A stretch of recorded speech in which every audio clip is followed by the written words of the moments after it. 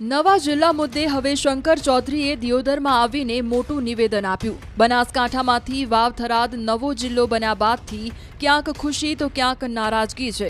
દિયોદરમાં તો કોંગ્રેસના નેતા સહિત કેટલાક સ્થાનિકો આમરણાંત ઉપવાસ પર બેઠા છે। તેઓની એક જ માંગ છે કે દિયોદરને મુખ્ય મથક બનાવી ઓગળ જિલ્લો જાહેર કરવામાં આવે। આ તરફ મંગળવારે જિલ્લાના પ્રતિનિધિઓએ ગાંધીનગરમાં મુખ્યમંત્રી અને પ્રભારી મંત્રી સાથે મુલાકાત કરી। ધાનેરા, કાંકરેજ અને દિયોદરના પ્રતિનિધિઓ પોતપોતાના મુદ્દા રજૂ કર્યા। આ તમામની વચ્ચે હવે શંકર ચૌધરીએ દિયોદરના ભેસાણા ગામે સામાજિક કાર્યક્રમમાં લોકોને સંબોધતા પોતાના પર ભરોસો રાખવાની અપીલ કરી। સાથે જ દાવો કર્યો જે વાવ-થરાદ જિલ્લાને દેશનો સર્વશ્રેષ્ઠ જિલ્લો બનાવીશું। જિલ્લો એવો બનાવવો છે જે મારું સપનું છે। હું જે કંઈ પરમાત્મા મને જે સુજવાડે છે એ પ્રમાણે કહું કે ભારતના શ્રેષ્ઠ જિલ્લાઓમાં આપણો વાવ-થરાદ જિલ્લો છે। એ આધુનિકતાની સાથે હશે, એ ટેકનોલોજીની સાથે હશે, એ આર્થિક ઉપાર્જન માટેનો પણ જિલ્લો હશે, એક સુખ શાંતિ માટે, લો એન્ડ ઓર્ડર માટેનો કાયદો અને વ્યવસ્થા માટેનો હશે। અને એક એવો જિલ્લાનું નિર્માણ કરીએ કે આપણે કંઈક આજીવન નથી, પરંતુ 50-100 વર્ષ પછી પણ પ્રજા યાદ કરીને એમ કહે કે આ લોકોએ ખૂબ મહેનત કરી ત્યારે આવો મજબૂત પાયો નખાણો, અને એવો મજબૂત પાયો નાખવાનું કામ એ આપણે આ સરહદી ધરતી ઉપર કરીએ છીએ। અહીંથી શેખ પાલનપુર જતા એના બધા કરતા આપણને અહીં નજીક પડશે। શેખ પાલનપુર જવું પડે એના કરતા ઘણું નજીક બધાને પડશે, અને બધાની વચ્ચે છે।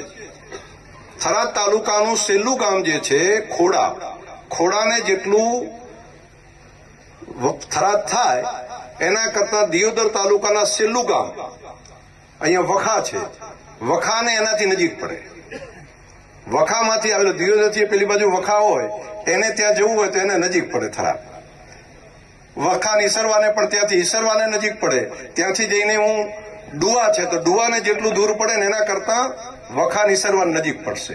તો આટલું વચ્ચોવચ્ચ છે, બધાનું હિત હચવાય ને એ રીતની વ્યવસ્થા થઈ છે। તો આ બધું એક ખૂબ સરસ મજાની વ્યવસ્થા કરી છે, અને તમારા બધાનું હિત સાચવવા માટે બેઠો છું। એની ચિંતા ના કરતા, બધાનું ધ્યાન રહે, બધાનું પેલું કલ્યાણ થાય, અને ખોટા રસ્તા ઉપર નહીં લઈ જવું હો, ભરોસો રાખજો। એક વખત એવું લાગતું હશે નવું હોય ત્યારે બધા આમ બધા વિચાર કરે, પરંતુ એ તમારા બધાના હિતનો વિચાર હશે, તમારા બધાની નવી પેઢીના કલ્યાણ માટેનો વિચાર હશે। આ વાતનો ભરોસો બધા રાખજો। આટલી વાત મારે કરવી હતી। તો નવો જિલ્લો જે બન્યો છે એમાં બધા આમ રાજી થયા છો મતેડેથી? તો જરા બે હાથ ઊંચા કરીને તાલી પાડો ને કેમેરા વાળા લે। બધાને ખૂબ ખૂબ હૃદયપૂર્વકના અભિનંદન। નવા વાવ-થરાદ તાલુકાની જિલ્લાની અંદર આપ સૌ આગળ વધો, અને આપ સૌ